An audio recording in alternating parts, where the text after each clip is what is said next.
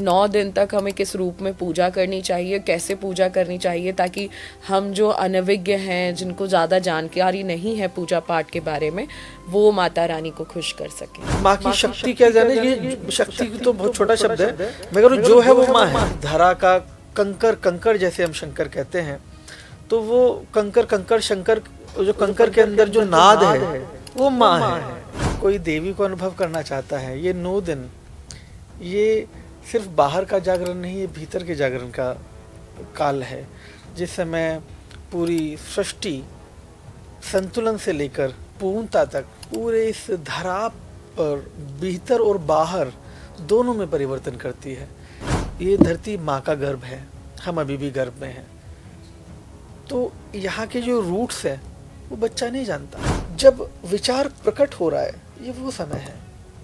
और जब देवी मात्र संतुलन धारण कर रही है, आपको संतुलन, देवी कहाँ है? देवी सिर्फ बाहर ही नहीं है, आपके भीतर भी देवी है। उसे रक्तवाहिनी कहा गया है। माँ कामाख्या आध्यात्मिक ऊर्जा है। क्या है?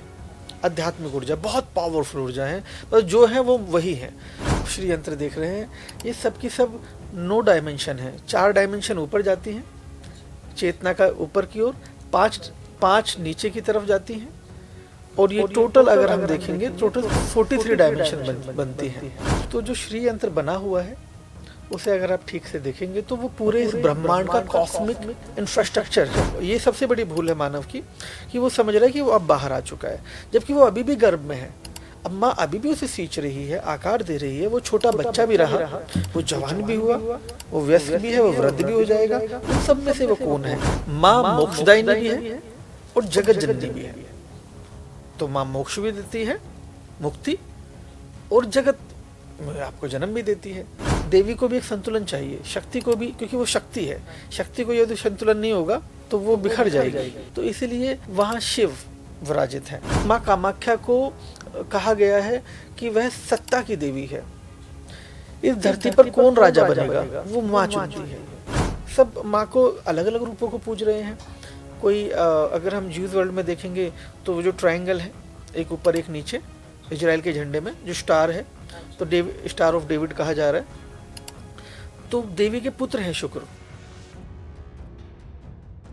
नमस्कार, मैं हूं सुप्रिया और स्वागत है आपका हमारे विशेष पॉडकास्ट में। आज विशेष इसलिए कहूंगी क्योंकि नवरात्रि का पावन महीना चल रहा है। नवरात्रि 9 देवियों की आराधना का वो दिन है जो हमारे यहाँ कृपा लेके आता है, शक्ति लेके आता है और नए नए भाव लेके आता है। चैत्र नवरात्रि खास इसलिए हो जाती है क्योंकि ये हिंदू नववर्ष की स्वागत के लिए सबसे उत्तम मानी जाती है। जी हाँ, हिंदू नववर्ष चैत्र नवरात्रि से शुरू हो जाता है। चैत्र नवरात्रि क्यों खास है, माता की शक्ति के स्वरूप क्या हैं और माता रानी की विशेष कृपा कैसे मिलती है, इन्हीं सब बातों पर चर्चा करने के लिए आज इस विशेष पॉडकास्ट में हमारे साथ मौजूद हैं महामंडलेश्वर आदि योगी जी महाराज। महाराज जी, आपका बहुत बहुत स्वागत है। ओम नमः शिवाय।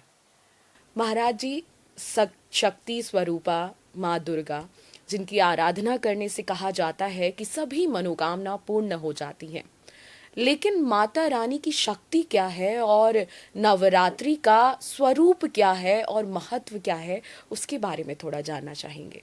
बहुत सुंदर। देखिए, पहला आपने पूछा कि माँ की शक्ति क्या है। हमें समझना होगा कि जो कुछ भी दृश्यमान है इस जगत में, जो भी दिखाई पड़ता है, जिसकी भी उत्पत्ति हुई है इस संसार में, वह सभी कुछ देवी है जिसकी उत्पत्ति हुई है। जो गूंज रहा है सबके भीतर, जो नाद है, यहाँ से लेकर हर चीज में नाद है। तो जहाँ जहाँ नाद है, नाद ही देवी है। वेदों में नाद ब्रह्म, नाद ही को ही ब्रह्म कहा गया है। और अगर हम देवी को जानने का प्रयास करें तो देवी तो जो है वो सब देवी ही है, वही है सत्य है। कोई पूछे परम सत्य क्या है, तो बस वही है, नाद, जिसे हम ओम कह देते हैं। तो देवी तो सर्वत्र है।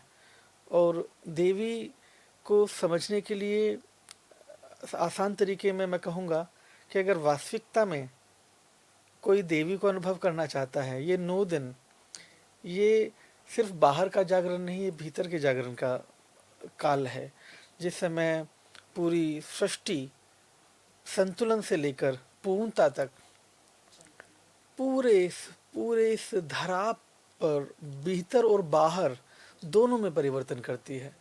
क्योंकि इस सृष्टि पर 9 की 9 देवियां अपनी एक एनर्जी को लेकर चल रही हैं। जो आपके भीतर के जो चक्र हैं, मूलाधार से लेकर सहस्त्रार तक, मूलाधार मान लीजिए कि स्थिरता है और सहस्त्रार मान लीजिए कि पूर्णता है। तो ये भीतर की यात्रा के साथ बाहर की यात्रा है। इसलिए जब हम इस 9 दिनों में हम शुद्धि करते हैं अपने भीतर के संसार की, हम भीतर के संसार से बाहर का संसार हमारा शुद्ध हो जाता है। तो जिस पल हम इन 9 दिनों के भीतर मात्र देवादिदेव महादेव के आशीर्वाद से, बस मैं यही कहना चाहूँगा कि माँ तो माँ है, जगत जननी है, वो सृजन है, वह सब है। इस संसार की जो कुछ भी वस्तुएं आपको दिखाई पड़ती हैं, दृश्यमान अदृश्य जो कुछ भी है, बस वही है। तो इसलिए ये 9 दिन खासकर आपके जीवन में जब आप नई चेतना को धारण करना चाहते हो, आपके भीतर सृजन जन्म ले, तो वो जो शक्ति आपको मिलती है इन 9 दिनों में, एक योद्धा की भांति वह आपको विचारों से लेकर आपको पूर्णता की ओर ले जाती है और आपको वो देती है इस संसार की। क्योंकि संसार में ये कुछ उस जैसा है कि यदि हमें संसार को रमन करना है, हम कह रहे हैं माँ, ये धरती माँ का गर्भ है, हम अभी भी गर्भ में हैं। तो यहाँ के जो रूट्स हैं वो बच्चा नहीं जानता, माता लेकिन जानती। माँ उसको अपनी उंगली पकड़कर अपने आंचल में सब सिखाती है। तो ये वो 9 दिन हैं जहाँ आप इस धरती पर संतुलन के साथ साथ इस धरती की पवित्र ऊर्जा को के साथ तालमेल बिठाते हैं, एक रूप होते हैं। तो ये 9 दिन सिर्फ बाहर के नहीं, ये भीतर के जागरण की है। इसे हम अध्यात्म में कहें तो यह 9 दिन आपके पूरे वर्ष को संतुलित करता है। जब सृष्टि जन्म लेती है, नई चेतना और पूरा एक रूप धारण करती है, यह है नवरात्रि के 9 दिन। महाराज जी, कहा जाता है कि ब्रह्मा जी ने भी नवरात्रि का ही जो प्रारंभ होता है, चैत्र नवरात्रि के पहले दिन से ही सृष्टि की संरचना करना शुरू किया था। तो क्या सबसे पहले देवी की उत्पत्ति हुई थी या देवी के ही द्वारा ब्रह्मा जी ने देवी के ही सहयोग से इस सृष्टि को आगे चलाया था? बहुत सुंदर सवाल है। हमें यहाँ अगर हमें मूल उत्तर पर जाना है तो मूल को जानना आवश्यक होगा। हम देवी को श्री कह के संबोधित करते हैं। तो श्री का मतलब हुआ, जब हम श्री यंत्र की बात करते हैं तो जो श्री यंत्र बना हुआ है उसे अगर आप ठीक से देखेंगे तो वो पूरे इस ब्रह्मांड का कॉस्मिक इंफ्रास्ट्रक्चर है, कॉस्मिक ब्लूप्रिंट। तो जो देवी की हमारी जो बीच में अगर हम देखते हैं श्री यंत्र के भीतर बीच में बिंदु है, अगर वो जिसे हम संतुलन कहा जा रहा है, जिसे हम शिव कह रहे हैं, उस बिंदु को शिव कहा गया है। उसके चारों ओर जो नृत्य है, इस संसार का जो भी नृत्य है, यहाँ 43 डायमेंशंस है, पूरी धरा नृत्य है नटराजन का, ये कहा जाता है। लेकिन जो नृत्य कर रही है जिस नाद से उत्पन्न, तो वह देवी ऊर्जा है। तो जिसकी भी उत्पत्ति हुई है, तो माँ कहती है राम को भी, श्याम को भी, कि तुम सबकी उत्पत्ति मेरे गर्भ से हुई है, तुम सबको मैंने जन्म दिया है। जिसे हम कह रहे हैं अंधकार, डार्क एनर्जी, अगर हम कहें काली की ऊर्जा, तो वो कहती है कि प्रकाश अंधकार की गोद में ही खिलता है। तो यानी वो जननी है, जगत जननी है। इस संसार का जो कुछ भी है सब वही है। जब हम शिव और शक्ति की बात करते हैं तो शिव चूंकि स्थिर रूप में साक्षी हैं इस पूरे नृत्य के। आप देखते हैं बीच में जो श्री यंत्र में जो मध्य में सबसे टॉप हेड पर जो है उसे हम बिंदु कहते हैं, वो केंद्र है, धुरी है, जिसके चारों तरफ ये जो आप श्री यंत्र देख रहे हैं, ये सब की सब 9 डायमेंशन है। 4 डायमेंशन ऊपर जाती हैं चेतना का ऊपर की ओर, 5 नीचे की तरफ जाती हैं, और ये टोटल अगर हम देखेंगे टोटल 43 डायमेंशन बनती हैं। 8 कमल की पंखुड़ियाँ बनती हैं और बाकी बाहर के वृत्ताकार में 16 पंखुड़ियां बनती हैं। तो ये ब्रह्मांड का पूरा कोई कॉस्मिक ब्लूप्रिंट है। अब ये जो पंखुड़ियां और डायमेंशंस की हम बात कर रहे हैं, ये सभी डायमेंशंस पर देवता विराजमान है। अच्छा, ठीक है। तो हम कहते हैं कि इस ब्रह्मांड में या अलग अलग देवता को अगर पूजने का प्रयास करें, कोई कहे कि मैं एक ही रूप में, कोई कहे कि मैं एक ही रूप के भीतर मैं इस पूरी सृष्टि को पूजना चाहता हूँ, मैं इस धरा को पूजना चाहता हूँ, ऐसा कैसे संभव है? तो वो श्री यंत्र को पूजता है।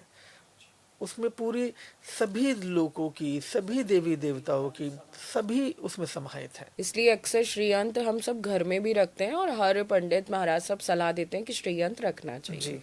अब बिंदु से जो क्रिया शुरू हुई, चार, हमने कहा 3 डायमेंशन ऊपर, 3 डायमेंशन नीचे, वो 4 डायमेंशन ऊपर, 5 डायमेंशन नीचे, जड़ और चेतन। इस पूरे क्रम में हम देखते हैं कि जब उत्पत्ति ही देवी कर रही है, तो अभी यहाँ कुछ है ही नहीं, ना यहाँ ब्रह्मा है, ना यहाँ विष्णु है, अभी यहाँ कुछ नहीं है।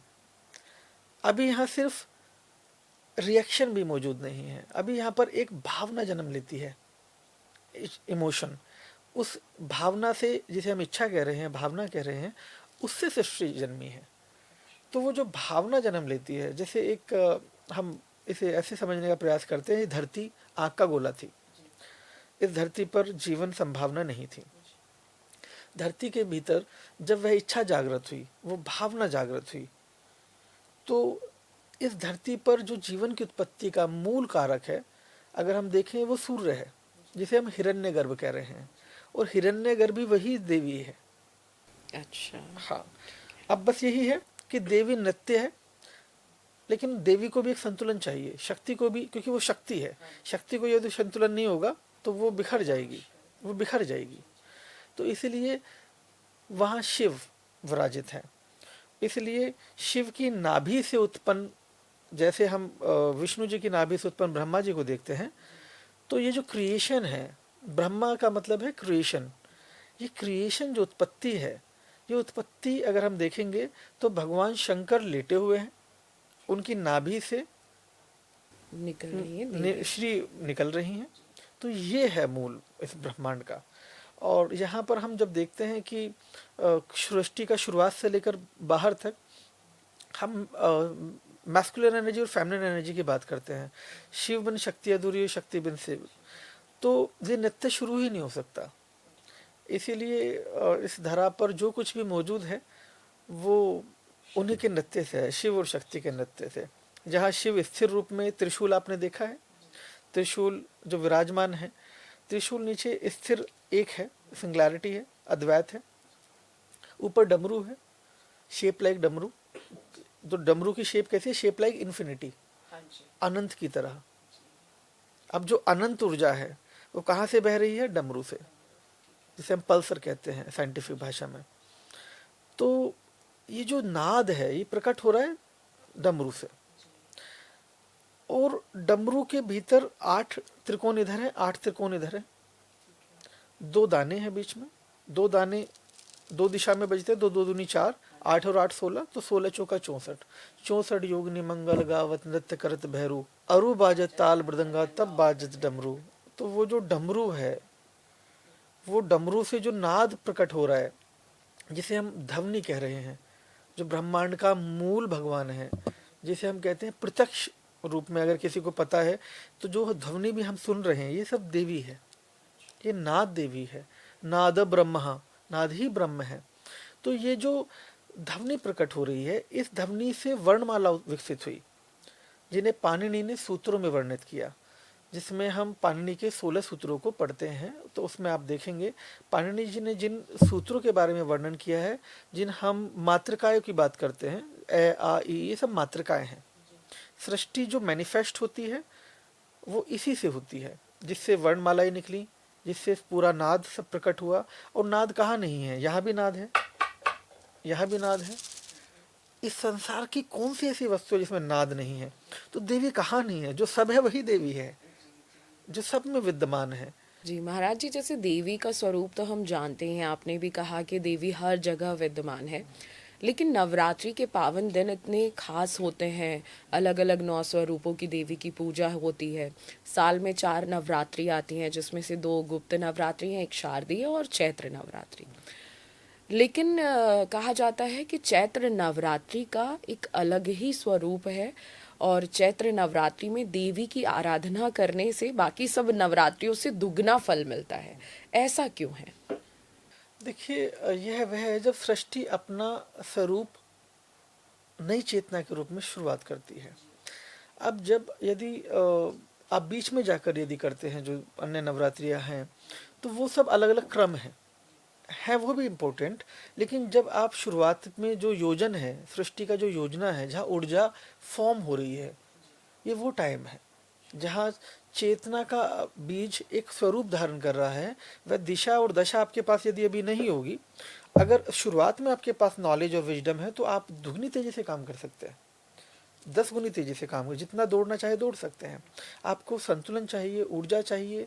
और इस पूरे शुद्धिकरण में मैं समझता हूँ देवी 9 दिन के भीतर आपको इतना पावरफुल बना देती है कि इस धरा पर देवी के व्यक्त अभिव्यक्त रूप में जो कुछ भी, जैसे हमने अभी कहा कि जो कुछ भी है सब देवी है, तो ऐसे समझते हैं जो साक्षी है विचार का, जो विचार प्रकट हो रहा है नाद, वह शिव है, और जो भी व्यक्त है, उसकी अभिव्यक्ति है, जो उससे प्रकट है, वह सब देवी है। तो ऐसे में जब विचार प्रकट हो रहा है, ये वो समय है। और जब देवी मात्र संतुलन धारण कर रही है, आपको संतुलन, देवी कहाँ है? देवी सिर्फ बाहर ही नहीं है, आपके भीतर भी देवी है। उसे रक्तवाहिनी कहा गया है। आपके भीतर जो रक्त बह रहा है, देवी का लाल रंग जो हम, वो देवी ही है। जो आपके भीतर जल बह रहा है, वह देवी ही है। जो आपके भीतर जो भी रमन कर रही ऊर्जा, जिसे आप ऊर्जा कहते हैं, वह सब देवी है। तो इसीलिए ये जो समय है, ये समय व्यक्ति पूरे साल कार्य करता है, लेकिन उस पूरे साल करने के लिए जो उसे ऊर्जा चाहिए, दिशा चाहिए, जो ताकत चाहिए, वो उसे उस संसार में कोई नहीं समझा पाता, ना उसे कोई समझ पाता।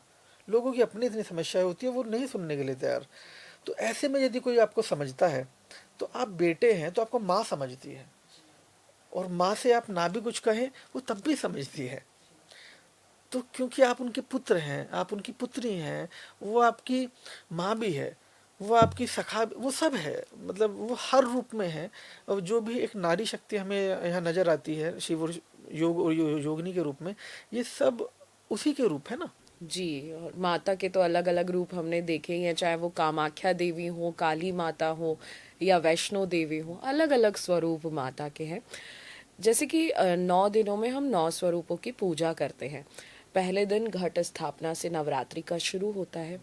तो क्योंकि बहुत सारे दर्शक हैं, या मैं भी हूँ, मैं जानती हूँ कि मुझे नवरात्रि के पहले दिन क्या करना है, लेकिन मुझे उसका डीप नॉलेज नहीं है।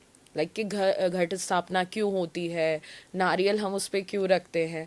तो अगर ये सब हम जानना चाहें कि नवरात्रि का पहला दिन शुरू होता है, हम तमाम तैयारियां करते हैं और सबसे पहले चौकी लगाकर घट स्थापना करते हैं, तो नवरात्रि में माता के समीप घट स्थापना क्यों की जाती है, अगर आप ये बताएं। देखिए, हम समझें, देवी एक ऊर्जा है। आप जब ऊर्जा का आह्वान करते हैं, तो नारियल जो है वो श्रीफल है। क्या कहा जाता है? श्रीफल, जो श्री का फल है। अगर उसकी शेप देखेंगे नारियल की, कैसी है? ज्योतिनुमा। तो देवी की स्वरूप क्या बताते हैं हम? ज्योतिनुमा। जो आपके भीतर की ज्योति ध्यान में नजर आती है, वो देवी ही है।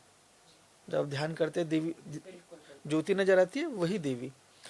तो वो जो नारियल है, उसके भीतर भी एक पीनल ग्लैंड की तरह एक छोटा सा बीज होता है, ठीक है। तो वो पूर्ण आकार, वो सृष्टि का आकार है। अच्छा। तो जब आप नारियल को उसके ऊपर रखते हैं, तो वो श्रीफल है, खुद में श्री है। तो वो जो कॉस्मिक एनर्जी रिसीव होगी, जैसे जैसे जब आप स्थापना करते हैं घड़ों की, तो वो कॉस्मिक एनर्जी उन सब में से रिसीव होगी। जैसे जैसे आप पूजा करेंगे, तो आप जो पूजा करते हैं उस समय जो श्रृंगार करते हैं, तो वो घड़ा नहीं रह जाता, मात्र वो कोई वस्तु नहीं रह जाती, वो स्वयं देवी के रूप में आप वैसे ही श्रृंगार करते हैं उनका। वैसे ही आप उन्हें सजाते हैं, वैसे ही जो उनकी डायमेंशन है, जो ज्योमेट्री और मैट्रिक्स है, वो मैट्रिक्स क्रिएट करते हैं, वही डिज़ाइन आप बनाते हैं, उनमें वही वही ऊर्जा जो जो आपको आह्वान करने हैं, दसों की दसों महाविद्याओं का इस समय पूजन होता है। और साधक मूल रूप से, क्योंकि ये जो ऊर्जा है, साधक इस समय सबसे ज़्यादा कार्य करते हैं, और ये पावरफुल भी इसलिए हो जाता है क्योंकि इस समय, क्योंकि पूरी सृष्टि एक आकार ले रही होती है, एक बदलाव। जैसे आपने कहा नववर्ष, तो नववर्ष का मतलब, आपने कहा हिंदू नववर्ष, तो हिंदू नववर्ष का मतलब ये है जब हमारे रीति काल ऋतुएं ये सब बदल रही हैं। अभी हम शीतकालीन क्षेत्र से ग्रीष्मकालीन की ओर जा रहे हैं, तो जब ऊर्जा आकार बदल रही है अपना, तो ये तब होता है। तब आपको क्या चाहिए?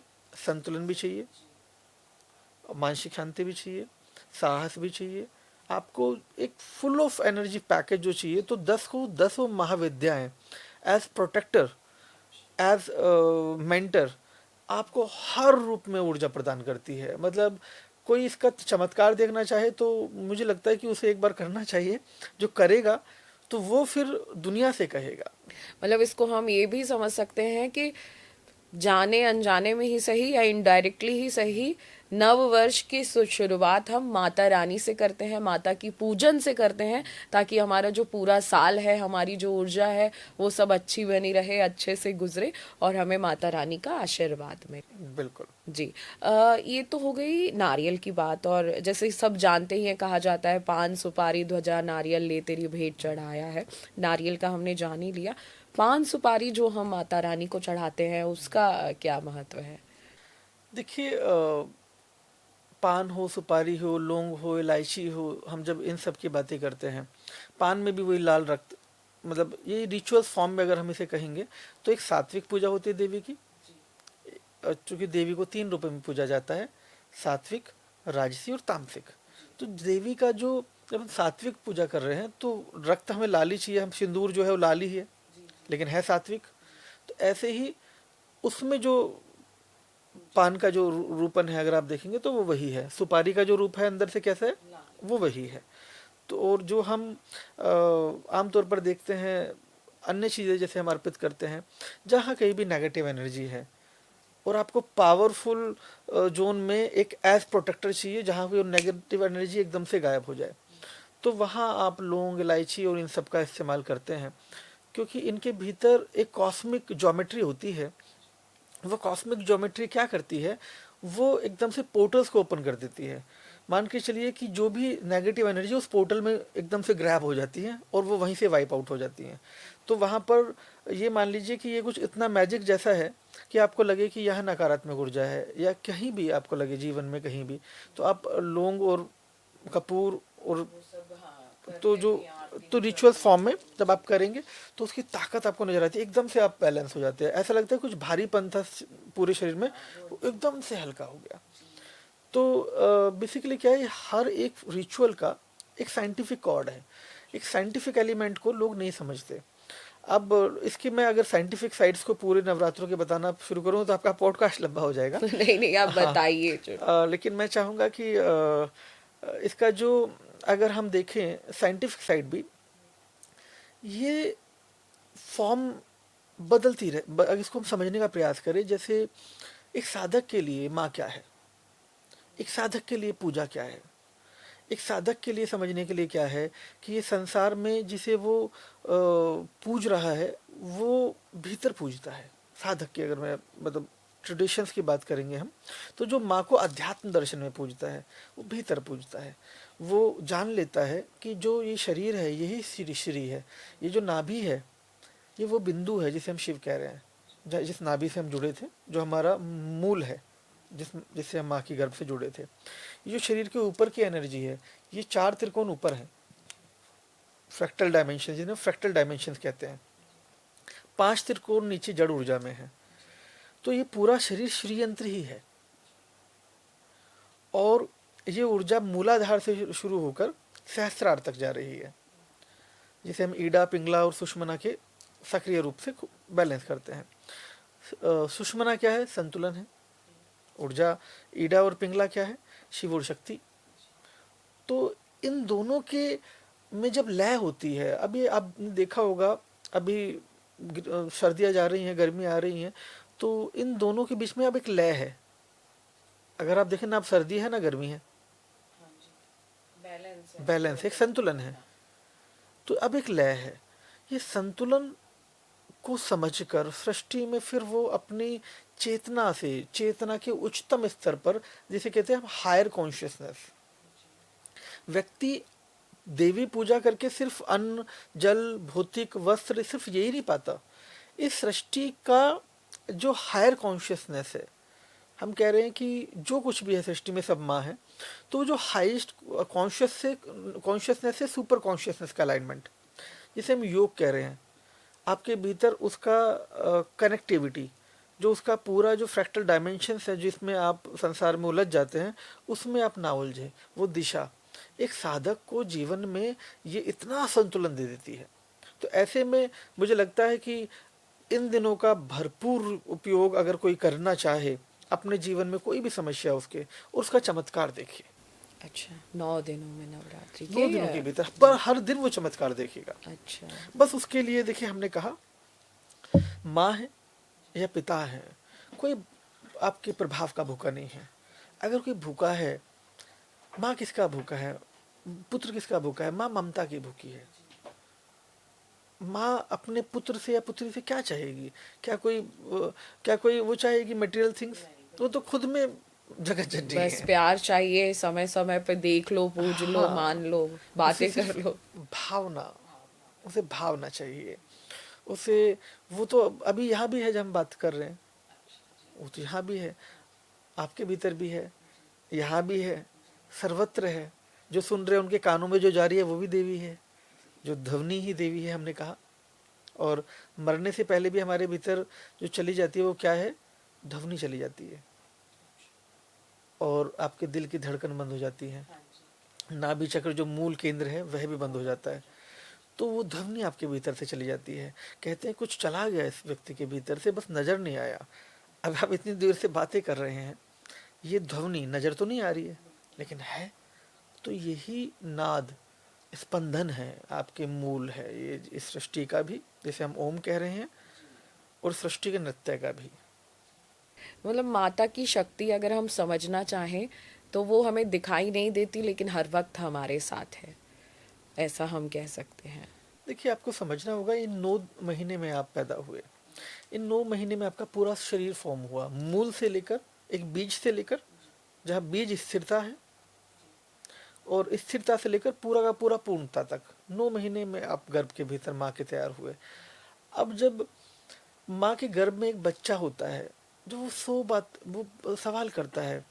मान लीजिए कि माँ के गर्भ में 2 जुड़वा बच्चे हैं, वो आपस में संवाद कर रहे हैं कि क्या तुमने माँ को देखा? क्या हम बाहर जाएंगे तो माँ मिलेगी क्या? क्या माँ होती भी है? ऐसे ऐसे सवाल का अंदर संवाद चल रहा है। तो सामने वाला बच्चा कहता है चेतना के स्तर पर कि हाँ, हमें पक्का रूप से माँ मिलेगी। हमें पता है कि अगर हम 9 महीने या तब साधना करेंगे, इस गर्भ में रहेंगे, और निश्चित तौर पर अगर हम साहस रखेंगे, संतुलन रखेंगे, तो हम माँ से निश्चित तौर पर बाहर जाके मिलेंगे। वो बच्चा फिर से वही सवाल करता है, सामने वाला बच्चा कहता है कि क्या तुमने माँ को देखा है? कहता देखा नहीं है, महसूस करता हूँ, महसूस होती है जब वो माँ के गर्भ में होता है। तो वो कहता है तुमने माँ को महसूस कैसे किया? सिर्फ भावना से, जब वो मुझे स्पर्श करती है।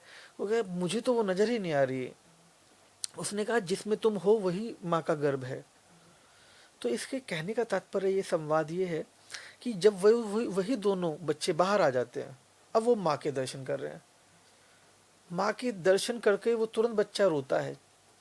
आपने देखा हो, वो बहुत रोता है जैसे ही माँ के दर्शन करता है प्रत्यक्ष रूप में। जिस माँ की वो इतने लंबे समय से इंतजार कर रहा था, वो अब सामने है उसके, वो रोता है, खुशी में रोता है। मतलब एक साधक को जब उसकी साधना पूर्ण होती है, तो 9 महीने के बाद उसकी साधना पूर्ण होती है, तो अपनी माँ के दर्शन करता है। धीरे धीरे धीरे वो संसार के लोकाचार व्यवहार में उतरकर उस माँ के असली स्वरूप का बोध जो उसे गर्भ से लेकर वहां तक हुआ, जन्म तक, वो उससे ओझल होने लगता है। संसार की जो ये माया है वो उसको अपनी गिरफ्त में ले लेती है, सत्य से कहीं दूर। फिर वो भूल जाता है, फिर माँ की चर्चा करता है, अब आप जैसे हम यहाँ बैठकर कर रहे हैं, ठीक है। जबकि हम जाने कि ये धरती एक गर्भ है, अभी भी हम माँ के गर्भ में हैं, वो अभी भी हमें सींच रही है, आकार दे रही है। जब एक बच्चा माँ के गर्भ में होता है वो वहाँ क्या करता है? कुछ भी तो नहीं, पूरा शरीर बनकर तैयार हुआ। आप भी वहाँ रही, हम भी वहाँ रहे, वहाँ हमने क्या किया? कुछ भी तो नहीं। जो भी किया, जो भी संरक्षण किया, वो माँ ने किया। हम तो बस साक्षी रहे हर उस अनुभव के, सिर्फ साक्षी। और जब गर्भ से हम बाहर आए तो अब हम उसे जन्म मान रहे हैं और मान रहे हैं कि अब मैं बाहर आ चुका हूँ, मेरा अभी, ये सबसे बड़ी भूल है मानव की, कि वो समझ रहा है कि वो अब बाहर आ चुका है, जबकि वो अभी भी गर्भ में है। अब माँ अभी भी उसे सींच रही है, आकार दे रही है। वो छोटा बच्चा भी रहा, वो जवान भी हुआ, वो वयस्क भी है, वो वृद्ध भी हो जाएगा। उन सब में से वो कौन है? क्या वो छोटा बच्चा? क्या वो जवान? नहीं, उन सब का साक्षी। और माँ आपको जब सींच रही है, निरंतर आकार दे रही है, तो क्या आपके हाथ में है कि हम एक बालों को भी बढ़ा पाए, नखून? वो जो आपके भीतर इतनी देर से हम बातें कर रहे हैं, जो भी संरचना आपके इतना भीतर चल रहा है, मैकेनिज्म, इतनी कोशिकाएं बन गई हैं और मिट गई हैं, ये सब पूरा जो रूपांतरण चल रहा है, क्या उस पर आपका ध्यान भी है कि वो सब चल रहा है आपके भीतर? सबसे ज्यादा श्वास जरूरी है, वहां भी आपका ध्यान है कि कॉन्शियसली मुझे ब्रेथ करना है वरना मैं मर जाऊंगा? ये कर्म है, अपने आप चल रहा है, सबसे इम्पोर्टेंट। तो यहाँ जो सब कुछ हो रहा है उसका साक्षी जीव है। और जो जो सब कुछ घट रहा है, जिसकी वजह से जो नृत्य है, वो देवी है, चाहे वो बाहर है, चाहे वो भीतर है। इसलिए हम सब यहाँ एक संतुलन को सीखने आए हैं। वो संतुलन इन 9 दिनों में हम सीखते हैं। धर्म का सीधा अर्थ है, एक शब्द में अगर हम कहें तो संतुलन। हम यहाँ ना किसी को मिटाने आए हैं, ना किसी को बनाने, हम यहाँ सिर्फ संतुलन सीखने आए हैं। भीतर के संतुलन से बाहर का संतुलन और बाहर के संतुलन से भीतर का संतुलन। तो इसीलिए ये जो 9 दिन है ये बहुत खास है, मतलब इनको अनुभव करने के दिन है। ये मुझे लगता है कि इन दिनों में व्यक्ति जहाँ किताब में जीता है आमतौर पर लंबे समय, और उसको नहीं समझ में आता कि ये क्या है, ये मैं जो पढ़ रहा हूँ, लेकिन उसको अनुभव करना चाहता है, तो वो ये 9 दिन है। अनुभव करने का विषय तो ये कुछ उस जैसा है जिस प्रकार एक मछली पूछ रही है कि मुझे समुद्र से मिलना है, वो मेरी माँ है, मुझे किसी ने बताया, जी जी जी। मैं समुद्र से मिलना चाहती हूँ, वो मेरा पिता है, मैंने ऐसा जाना। तो वो समुद्र में है और समुद्र को खोज रही है। तो बस जीव ऐसा ही है कि हम उसके गर्भ में हैं, लेकिन हम उनको खोज रहे हैं। जी, बहुत ही सुंदर तरीके से आपने बताया कि माँ हमारे चारों तरफ है, हमारे अंदर है और हमारे साथ है। बस ये 9 दिन इसलिए हैं कि हम माता की सेवा करें, उन्हें बताएं कि हम भी हैं और उनके स्वरूप को समझें और जीवन में शांति पाएं, और जितनी भी चीज़ें मन में उलझने रहती हैं उस पे माँ का आशीर्वाद मिले। क्योंकि वो कहा जाता है ना कि जब तक आपको कुछ कोई सिखाता नहीं है तब तक आप सीख नहीं पाते। तो ये 9 दिन उसी के लिए है, एक बार याद दिलाने के लिए कि माता वैसे आपके हमेशा साथ है, लेकिन इन 9 दिनों में आप खास करके उनके साथ हैं। मैं इसे ऐसा कहना चाहूँगा कि वो सिर्फ जताने जैसा नहीं है कि मैं आपके साथ हूँ, क्योंकि वो तो माँ है, वो तो जानती है, वो तो हर पल, अगर माँ ही तो आपको विचार दे रही है, you are just receiver of the thought, you are not a thought. तो जो विचार आपको आ रहा है, वो नाद जो प्रकट हो रहा है, वो देने वाली ही वो है ना। तो यह व्यक्ति करता नहीं है, करने वाली भी वो है। इसीलिए ये जो 9 दिन है, मुख्य तौर पर हम इसे ऐसे रख सकते हैं कि जब आपको इस संसार में, जब आप सत्य से कहीं दूर चले जाते हैं, आपको सत्य चाहिए, माँ को सत्य नहीं चाहिए, सिर्फ आपको। तो आपको उस सत्य से एकाकार करना है। और जैसे ही आपको 9 महीने में एक ऊर्जा मिली माँ के गर्भ में रहकर, तो इन 9 दिनों में वही दोबारा से वही ऊर्जा, वही संचार, वही चेतना, वही ताकत आपको दोबारा से माँ दे देती है इस संसार में रहने के लिए। इस संसार में इसे कहेंगे कि ये जो टाइम है, ये इतना पावरफुल टाइम है कि इन 9 दिनों के भीतर व्यक्ति अपना मतलब जड़ों से किसी के भीतर बहुत समस्याएं हैं, किसी के व्यापार में, समाज में, कोई कुछ होना चाहता है, कोई कुछ बनना चाहता है, कोई कहता है कि मुझे अंबानी बनना है, मुझे एलन मस्क बनना है, जिसको जो भी बनना है, माँ उसे यूं बना देती है। उसका कारण है, माँ 1 सेकंड में 1 लाख ब्रह्मांड उत्पन्न करती है, और वो भी कब? 1 सेकंड भी ज्यादा बता रहे, पलक झपने भर कर। तो जब माँ इतना कुछ क्रिएशन, क्योंकि वो मैनिफेस्टेशन है ना, तो वो इतना फिक्शन ऑफ टाइम में इतना कुछ निर्मित कर देती है, तो आम मानव की इच्छा क्या है? कुछ भी तो नहीं। ये जितने भी लोग हैं, पूरी दुनिया, यहाँ तक कि ज्यूज, पूरे वो ये सब किसको पूजते हैं? अगर देखें, सब माँ को पूज रहे हैं, सब माँ को अलग अलग रूपों को पूज रहे हैं। कोई अगर हम ज्यूज वर्ल्ड में देखेंगे तो वो जो ट्रायंगल है, एक ऊपर एक नीचे, इजराइल के झंडे में जो स्टार है, तो स्टार ऑफ डेविड कहा जा रहा है। तो देवी के पुत्र हैं शुक्र, और वो इसलिए शुक्रवार को जुम्मे की नमाज अदा कर रहे हैं, अच्छा। भगवान शुक्र को वर्शिप करने के लिए। और वैभव विलासिता के देवता इसलिए कहते हैं अल्लाह का शुक्र है। तो वो भी वही बात कह रहे हैं, शुक्र को ही पूज रहे हैं। शुक्र के मित्र हैं शनि, तो वो काला कपड़ा पहनते हैं। आप जब काबा में जाएंगे तो जो चौकोर पत्थर है, आपको किसी भी शनि मंदिर में जाएंगे, तो शनि सिग्नाशिर जिस भी मंदिर में जाएंगे आपको चौकोर पत्थर मिलेगा, काला मिलेगा, और वो भी काला है, ऊपर से ढका हुआ है, ऊपर से तिरछा है। वहाँ भी आप जाएंगे शनि मंदिर तो आप परिक्रमा करेंगे, बगैर सिला हुआ वस्त्र पहनेंगे, केश कटाएंगे, वहाँ भी आप काबा में ऐसे ही करेंगे। तो पूरी दुनिया माँ को पूजती है। अभी आप देख रहे हैं रमजान आए जी, ये किसकी रमजान कर रहे हैं? ये भी चेतना को, उसी को तो पूज रहे हैं। ये भी उपवास कर रहे हैं, आप भी उपवास कर रहे हैं। ये डिटॉक्सिफिकेशन ही तो है, अपनी बॉडी को पूरी तरह से दोबारा से नया रूप धारण करना, नई चेतना, शुद्ध रूप में दोबारा से जितने भी विकार हैं आपके भीतर, जो पिछले उसमें कार्मिक स्ट्रक्चर में बने, उन विचारों का दमन करना, उनका नाश करना, भय का नाश करना, वो सब इन 9 दिनों में घटता है। और ये 9 दिन मैं समझता हूँ, जैसे हमने कहा कि पूरे भारतवर्ष में ये अलग अलग तरीकों से मनाया जाता है। अगर हम देखेंगे कहीं गरबा और डांडिया के रूप में गुजरात चले जाएंगे तो ठीक है, कहीं गुड़ी पड़वा से, हाँ हाँ, कहीं रामलीला और नवरात्रि साथ में आ जाएंगे। तो पूरे भारत में इसके पूजने की प्रथा और विधियां अलग अलग हो सकती हैं भाव प्रकट रूप में, लेकिन पूज सब माँ को ही रहे हैं।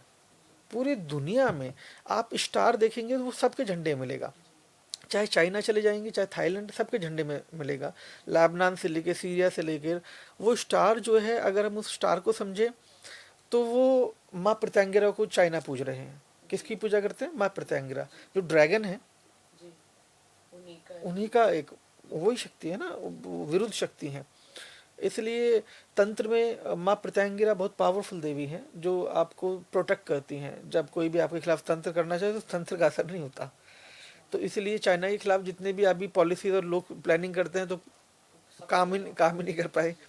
इसीलिए थाईलैंड, तो ऐसे ही पूरी दुनिया पूज माँ को रही है। अब वो उसे माँ अलग कहे, अलग रूप में, अलग अलग अम्मी नामों कहे, से। मम्मी कहे, माता कहे, मदर कहे, माँ तो माँ है। और ये सिर्फ भाषा का भेद है। बस हमें उनकी शक्ति को समझना है कि चाहे किसी भी नाम में या किसी भी रूप में है, लेकिन माता की शक्ति सर्वत्र है। हाँ, मतलब जो आप नाद ही जो बोल रहे हो वो भी वही है, मतलब जो है माँ है। जैसे चैत्र नवरात्रि है तो हम माता के स्वरूपों की पूजा करते हैं, ऐसे ही शारदीय नवरात्रि आती है, माता के स्वरूपों की अलग अलग पूजा होती है। गुप्त नवरात्रि आती है, वो थोड़ी सी अलग होती है। उसमें कहा जाता है कि जैसे अभी आपने बताया, बहुत सारा सुना भी है कि तंत्र विद्या बहुत होती है, उसमें कुछ शक्ति पाना हो तो गुप्त नवरात्रि में पूजा करिए, बगलामुखी की पूजा करिए, कामाख्या देवी की पूजा करिए। तो माता का स्वरूप हम लोग समझते हैं सौम्य है, माता हमें शक्ति देती हैं, लेकिन जो लोग तंत्र क्रिया से या माता की शक्ति पाकर कुछ अलग क्रिया करते हैं, उससे कैसे बचा जाए, या वो क्यों होता है या क्यों जरूरी है? इस प्रश्न का क्या उत्तर है? देखिए, मुझे लगता है बचना तो संभव इसलिए नहीं है क्योंकि जब आप हैं ही उसमें, तो नेचुरली हम इसको ऐसे समझ सकते हैं जैसे आप हैं। आपके प्रकार हमने कहा डमरू ऊपर बंधा है त्रिशूल पर, तो डमरू से ऊपर एक त्रिशूल है। त्रिशूल त्रिगुणात्मक सृष्टि का प्रतीक है। कहते हैं ना, तीनों लोग बसाए बस्ती में, आप बसे वीराने में। तो जो त्रिशूल है वो है सात्विक, राजसी और तामसिक, तीन प्रकार की प्रकृति प्रकट हो रही है। तो ये पूरी धरा पर 84 लाख योनियों के भीतर जो ये तीन प्रकार के ही रूप आपको देखने को मिलेंगे। कोई व्यक्ति के बारे में हम बात कर रहे हैं मानव सभ्यता के, तो उसमें भी आपको तीन प्रकार के गुण देखने को मिलेंगे। कोई सात्विक है, कोई मिक्स खाता है, मोकाटेरियन है, कोई मांस ही खाता है। तो ऐसे ही आप जानवरों में जाएंगे तो वहाँ भी ऐसे ही मिलेंगे 84 लाख योनियों में। तो इसे हम ऐसे समझते हैं कि ये तंत्र क्या है, ये तो है ही ना, त्रिगुणात्मक सृष्टि ही त्रिगुणात्मक है, ठीक है। तो जैसे सूर्य भी है और चंद्रमा भी है, शीतलता भी है और अग्नि भी है, तो ये तो दोनों मौजूद रहेंगे तभी ये है ना जो लय है।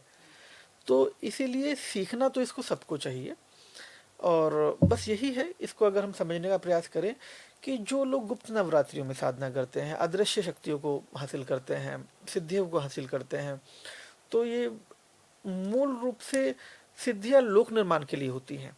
एक है निर्माण, एक है डिस्ट्रक्शन। एक तो है कंस्ट्रक्शन, एक है डिस्ट्रक्शन।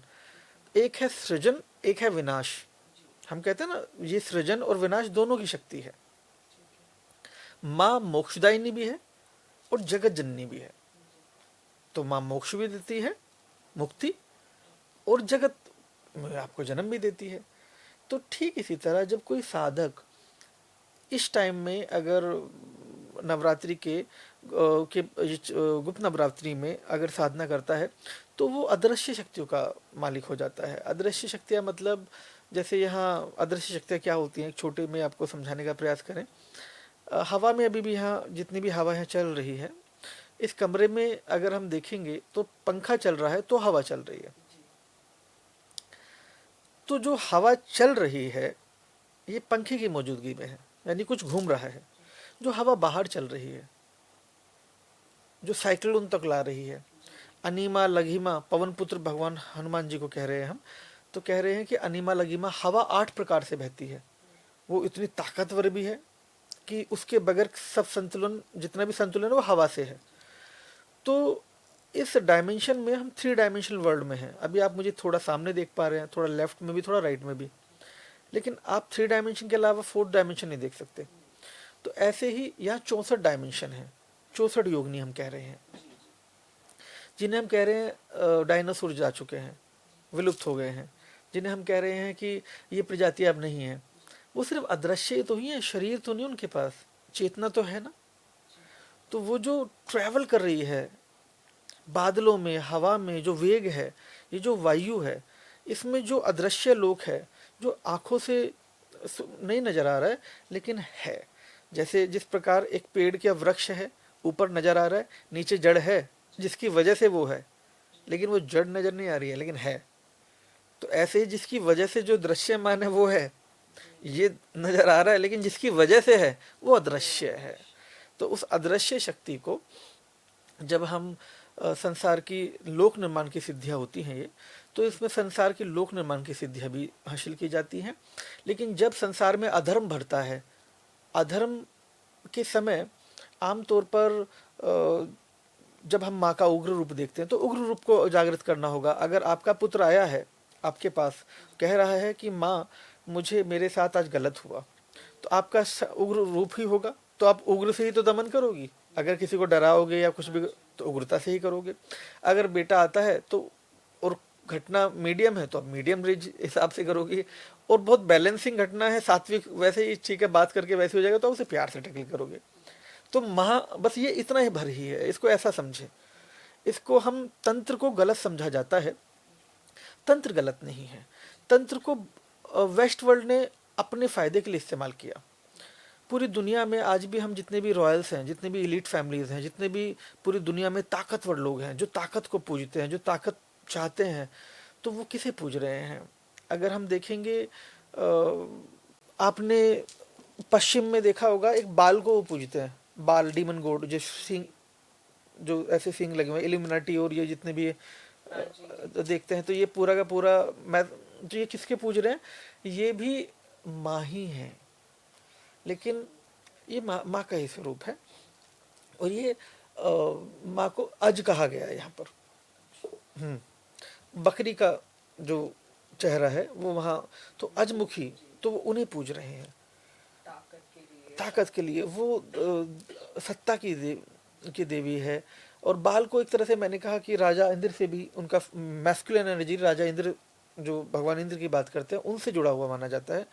तो वो वर्षा, उत्पत्ति, मतलब वर्षा तो क्या है, वर्षा जल है, तो जल तो श्री हुआ शक्ति, उसमें उत्पत्ति, और जो कटान होता है उसके बाद, क्योंकि अगर वर्षा नहीं होगी, अगर आप बीज रोपेंगे और वर्षा नहीं होगी तो उसको सृजन नहीं मिलेगा, तो उसे उत्पत्ति, संचार, संरक्षण और उसका देवता माना जाता है।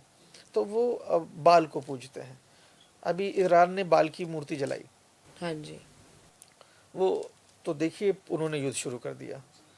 तो जो उनकी वर्शिप देवी हैं, जिनको वो पूज रहे हैं, उन्हीं को ही खत्म किया जा सकता उनको उन्होंने वो किया। तो ये एक कुछ ऐसा जैसा है जैसे कोई कुरान जला दे, तो उस तरह से, तो ये उस तरह का प्रयास किया गया है। तो ऐसे में पूरी दुनिया में हम देखते हैं, हमारे यहाँ सबसे पावरफुल, उसमें हम तो एनर्जीज का भंडार है। भारत, भारत जननी है पूरे विश्व की। तो पूरे विश्व की जननी होने की वजह से, क्योंकि यहाँ से आज भी इतनी सभ्यताएं हैं कि पूरी दुनिया में चले जाए और नई दुनिया बसा दें, इतनी सभ्यता है यहाँ। भारत विविधताओं का देश है, और जितनी भी सभ्यताएं जन्मी हैं भारत से जन्मी, इसलिए हम कहते हैं the world belong from roots of Bharat. जी। आज पूरी दुनिया के पास किसी के पास 2000 सालों की आइडेंटिटी है, किसी के पास 4000 सालों का इतिहास है। यहाँ तो युगों युगों का इतिहास है। तो जब हम ओल्डेस्ट डेटा की बात करते हैं आज, तो ओल्डेस्ट डेटा अगर किसी के पास ऑथेंटिक है पूरी दुनिया में, जब डेटा की इतनी वैल्यू है पूरी दुनिया में आज की डेट में, जब एआई और इन सब पर हम बात कर रहे हैं, तो भारत सबसे महत्वपूर्ण डेटा है, सबसे पावरफुल, सबसे ऑथेंटिक। तो ऐसे में पूरी मैं समझता हूँ कि इसको हम तंत्र को यहाँ पर समझने की ज़रूरत है। तंत्र एक मैकेनिज्म है। तंत्र को इंग्लिश में हम मैकेनिज्म कहेंगे।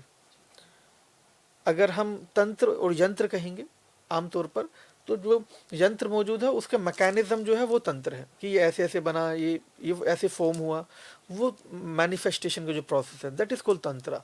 अब इसमें कोई मानकर चलिए ऊर्जा है, मैं बिजली बना रहा हूँ, मैं अपने फ़ायदे के लिए भी इस्तेमाल कर सकता हूँ और आपको भी उससे फ़ायदा दे सकता हूँ, और चाहूँ तो मैं आपको करंट भी दे सकता हूँ। तो ये मैं इसका सदुपयोग करूँगा, दुरुपयोग, वो तो एक ऊर्जा है। ऊर्जा को कैसे इस्तेमाल करना है, इसलिए चेतना को कॉन्शियसनेसली अलाउंड, मतलब एक इंक्लाइंड होना चाहिए, अलाइनमेंट होना चाहिए कि वो ऊर्जा को धारण करना आसान है। ऊर्जा आ भी जाएगी, वो आ जाती है, प्रकट हो जाती है ना। वो तो आप दिया जलाएंगे 41 दिन लगातार एक कमरे में, वो तब प्रकट हो जाएगी, जैसे हम और आप बात कर रहे हैं ऐसे प्रकट हो जाएगी। तो वो तो, लेकिन ऊर्जा का होना जितना आवश्यक है उससे ज़्यादा आवश्यक है संतुलन। यदि संतुलन नहीं है तो ऊर्जा फिर विनाश कर दे सकती है। अगर आप एक सिलेंडर पर माचिस की तीली लगा देंगे तो फट जाएगा और नुकसान करेगा, है ऊर्जा का भंडारण। अब उसी ऊर्जा के भंडारण को दिशा दी जाएगी, रेगुलेटर लगाया जाएगा, संतुलन किया जाएगा, तो उसी से आपको बहुत सारे कार्य कर सकते हैं। बस तो संतुलन जरूरी है, चाहे वो किसी भी चीज का हो। जी बिल्कुल। महाराज जी, ये तो आपने बताया तंत्र मंत्र विद्या के बारे में, जो कि होता भी है, लेकिन बहुत सारे लोग ना कामाख्या देवी मंदिर की जब बात करते हैं तो बहुत सारे लोगों को चीज़ें एग्जैक्टली समझ में नहीं आती। तो थोड़ा मैं कामाख्या देवी के बारे में जानना चाहूँगी, उनके रूप के बारे में जानना चाहूँगी, और उस मंदिर में किस तरीके की शक्ति है, क्या पावर है, उसके बारे में थोड़ा बताइए। देखिए, अब 9 देवियों की बात कर रहे हैं, 10 महाविद्याओं की बात कर रहे हैं। कामाख्या, इस धरा पर जो भी कुछ भी घट रहा है उसका कॉस्मिक सेंटर कामाख्या है। यानी इस धरती पर कुछ भी होगा, वो जो नृत्य है, जैसे हम नृत्य कह रहे हैं, जो भी आप घटना कह रहे हैं, हम नृत्य कह रहे हैं, तो वो जो नृत्य है, वो सारा नृत्य है जो कॉस्मिक ऑर्डर, जो फर्स्ट ब्रेथ जैसे हम कहते हैं, वो वहाँ रिसीव होती है। तो कॉस्मिक पोर्टल है वो, जहाँ से पूरी धरती पर जो चेतना जन्म लेगी, आगे क्या होगा, सारे ऑर्डर वहाँ से रिलीज होते हैं, जिसे हम कहते हैं न्यू वर्ल्ड ऑर्डर। तो वो न्यू वर्ल्ड ऑर्डर वहाँ से रिलीज होते हैं। और वहाँ हमने देखा कि मंदिर है, मंदिर के चारों ओर 10 महाविद्याएं हैं, ठीक है। और 10 महाविद्याओं की बगैर जब हम माँ कामाख्या को देखते हैं तो माँ कामाख्या ने आपको क्या दिया? कामाख्या आध्यात्मिक ऊर्जा है। क्या है? आध्यात्मिक ऊर्जा, बहुत पावरफुल ऊर्जा है, पर जो है वो वही है। अब उनका जैसे हम देखते हैं कि न्यूक्लियर रिएक्शन की हम बात करते हैं, सिंगुलैरिटी टू डुअलिटी, तो वो जो फ्यूजन है, जो सिंगुलैरिटी से एक डायमेंशन क्रिएट होती जा रही है, 10 महाविद्या है, तो वो एक माँ के विचारों पर जो कार्य करने के लिए 10, तो वो माँ की ही तो सेना है। मतलब वो माँ अलग अलग नहीं है, माँ की अभिव्यक्ति 10 महाविद्याओं में है। जब हम एक ही माँ को डिकोड कर कर माँ की शक्तियों की बात करें, कि माँ के रूपों की बात करें, नहीं मैंने माँ के भीतर ममता भी देखी है, नहीं मैंने माँ के भीतर उग्रता भी देखी है, जब कोई मुझे परेशान करना था मैंने उग्रता भी देखी है, मैंने उनका वो रूप भी देखा है एज वॉरियर, तो मैंने उनका ब्रह्मचारिणी रूप भी देखा है, और मैंने तो वो जो रूप है वो उनके माँ कामाख्या के उन स्वरूपों के दर्शन 10 रूप में वहाँ विद्यमान है। पूरी दुनिया में जितने ताकतवर लोग हैं, जिन्हें ताकत के बारे में मालूम है तो पूजते हैं ताकत को, और ताकत भी वहीं से पाते हैं, तो माँ कामाख्या को कहा गया है कि वह सत्ता की देवी है। इस धरती पर कौन राजा बनेगा, वो माँ चुनती है, माँ कामाख्या। किसी भी देश का राजा, सिर्फ भारत का ही नहीं, किसी भी देश का राजा माँ चुनती है। ये सिर्फ प्रधानमंत्री और राष्ट्रपतियों में ही नहीं, किसी भी रूप में जो एक मैंने कहा ना न्यू वर्ल्ड ऑर्डर जो इम्प्लीमेंट कराना है, वो तो ऊपर से नीचे होगा, तो वो उनको चुनती है, उनसे अपना कार्य लेती है। और सृष्टि में जब जब असंतुलन होता है, संतुलन की आवश्यकता होती है, तो वो हर बार नया सृजन करती है। अम्बुवाची मेला होता है, अम्बुवाची में क्या होता है, माँ रजस्वला होती है। अब जैसे नारी सृजन करने से पहले क्योंकि रजस्वला होती है, तो उस रजस्वला जो समय है वो मुख्य रूप से 3 दिन, वो शिव और शक्ति का मिलन है। जब कॉस्मिक ऊर्जा चेतना के रूप में शुद्ध, भगवान शिव, जहाँ चेतना कहा जा रहा है शिव को, चेतना प्रकाशित होती है, और उसका अभिव्यक्त रूप, क्योंकि माँ भौतिक रूप में है, तो उसका जो अभिव्यक्त रूप, प्रकट रूप, उस पर फिर वो प्रकट हो जाती है सृष्टि। तो माँ कामाख्या कॉस्मिक ऑर्डर, क्योंकि वो माता सती, आपने सुन पता, ठीक है, माता सती मुख्य रूप से माँ सती हैं, और जो उनका एक्सपेंशन है, जब हम कहते हैं कि जो शक्तिपीठों की हम बात करते हैं, 51 शक्तिपीठों की, ये सभी शक्तिपीठ जितनी भी हैं वो वहीं से संचालित हैं। उनको ऑर्डर जो मिलता है, कॉस्मिक ऑर्डर, वो वहीं से मिलेगा। सभी सीट, मतलब उनका सेंटर, कॉस्मिक सेंटर कामाख्या है। अच्छा। इस धरती की उत्पत्ति का सेंटर माँ कामाख्या है। वो नीलांचल पर्वत कहा जाता है। वो नीलांचल पर्वत पर माँ विराजमान है, तो नीलांचल पर्वत को शिवलिंग के रूप में कहा जाता है। वह शिव है, साक्षात शिव है। तो उनके ऊपर जो विराजित है वो माँ है, जिसे हम योनि रूप में देखते हैं, और जिसे ये जो प्रतीकात्मक रूप है, ये मूल रूप से उत्पत्ति का मतलब उत्पत्ति को वो दर्शा रहा है, सृष्टि की उत्पत्ति को। और जब वहाँ पर, जब कभी भी इस संसार में कोई भी व्यक्ति जब हार जाता है और वह मूल से मिलना चाहता है, वह अपने भीतर के अंधकार को भी जीतकर उस प्रकाश में जाकर फिर उसकी कर्म की गति को भी पाना चाहता है, मोक्ष को भी पाना चाहता है, तो वो माँ दे देती है कामाख्या।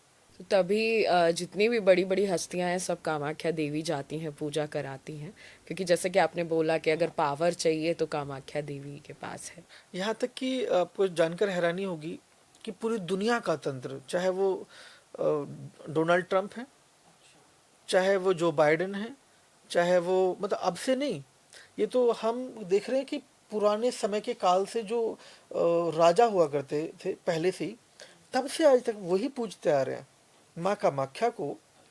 कोई मुस्लिम शासक भी हुआ, उसने वो भी माँ को पूजा।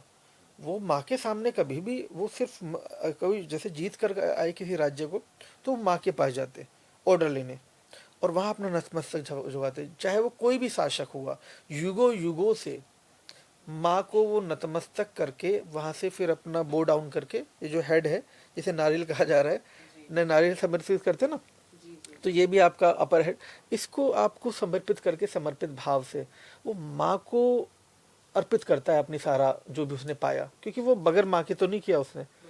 तो इसीलिए प्रोटेक्टर के रूप में वो माँ के पास जाता है।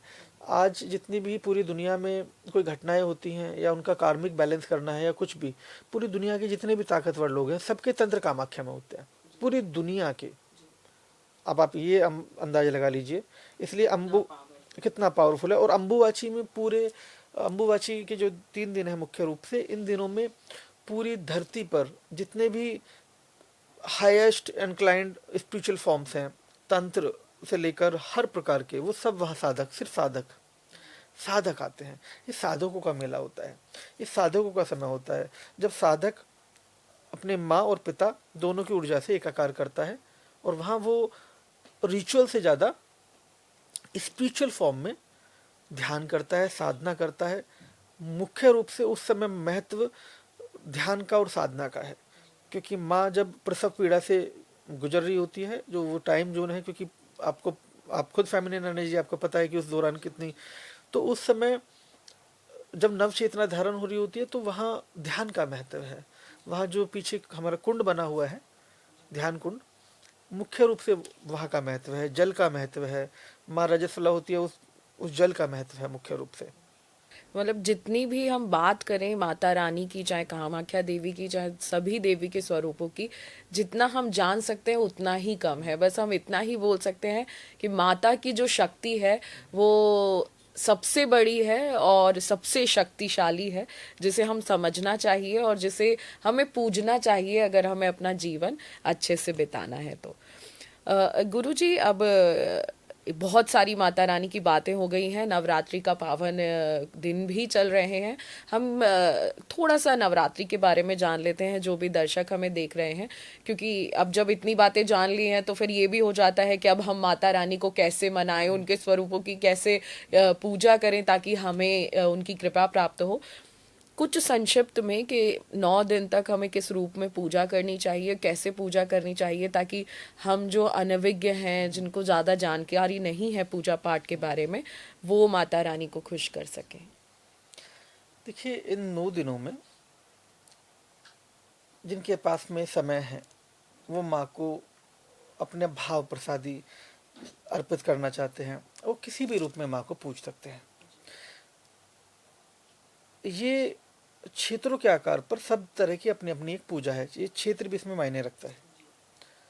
यदि किसी व्यक्ति के पास में सब इतना कुछ मौजूद नहीं है और वो बहुत ज़्यादा वो कुछ नहीं कर सकता, वो सिर्फ एक श्री यंत्र लाए जी, और डेली अपने भाव के प्रसादी से दुर्गा सप्तशती कहीं से भी मिल जाएगी, तो उसमें जो श्लोक हैं उनको पढ़े, उनको अगर आत्मसात करे, मुझे लगता है इन 9 दिनों में तो बहुत पावरफुल रहेगा।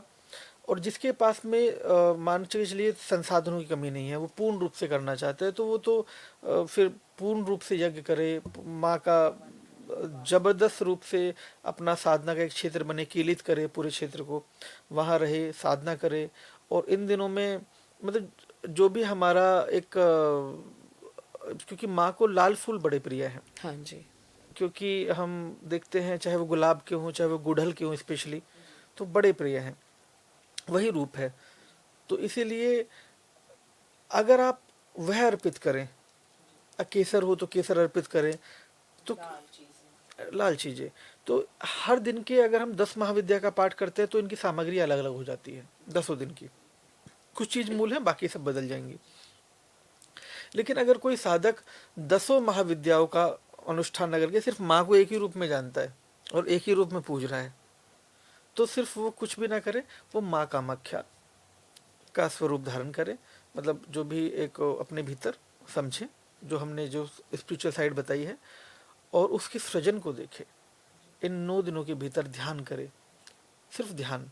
कहीं भी ऐसा एकांत स्थान है, चाहे वह गंगा किनारे है, चाहे वह कहीं ऊपर पहाड़ पे है, चाहे वह कहीं मतलब कोई भी एक शांत स्थान, पार्क भी वह शांत स्थान हो सकता है, आपके घर का कमरा भी कोई शांत स्थान हो सकता है।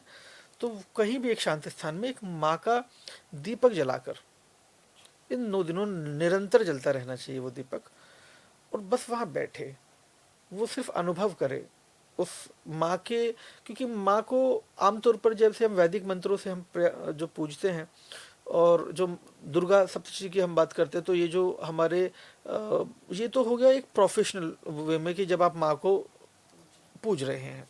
एक है कि कोई कुछ जानता ही नहीं, कोई संस्कृत भी नहीं जानता, कोई कुछ नहीं समझ पाता, तो वो सिर्फ क्या कर सकता है, वो इन 9 दिनों में भाव से माँ के रोज दर्शन करे, उस ज्योति को जलाकर एक कमरे के भीतर, तो माँ वहाँ प्रकट होगी।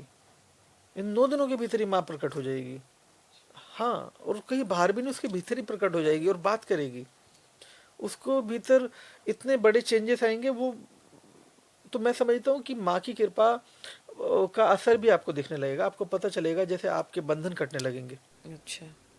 आपको जितनी परेशानियां वो हटने लगेंगी, छटने लगेंगी। बहुत सारे चीज़ें जो आपके से दूर कर देगी माँ, बहुत चीज़ों को, तो आप समझ लीजिए कि उसमें आपकी भलाई नहीं थी। हाँ, माँ आपको स्पष्टता दे देती है, क्लैरिटी दे देती है, वो उलझाव नहीं देती। तो उसका जो भी चीज़ है मतलब बचाती है ना माँ। जी जैसे जी जी, तो आप वो माँ चीज़ हमें ही खुद समझनी है कि अगर कुछ ऐसा हो रहा है तो।